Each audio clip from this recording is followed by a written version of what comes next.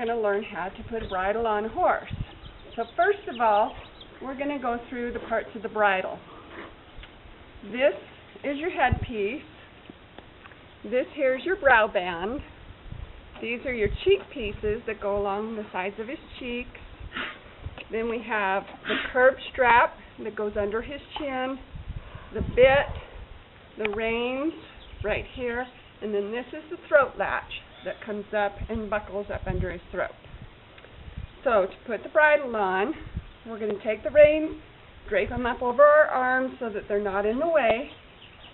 Then we're going to come over and we're going to hold the headpiece with our right hand and come down over the top of the horse's ears and grab the curb strap and the bit and hold the curb strap out under his chin and then guide the bit right up into his mouth.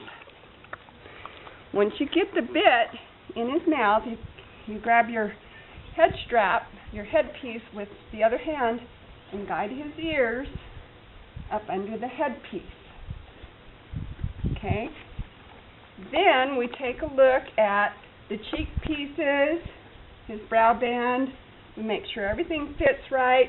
We make sure that he's got just a tiny bit of a smile right there on his lips.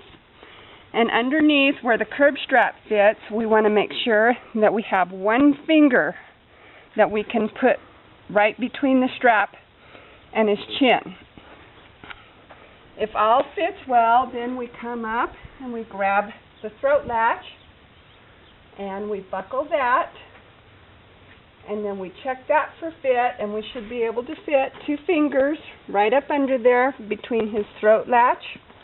JJ, come here. Between his throat latch and between his jaw. And that's how you put a bridle on a horse.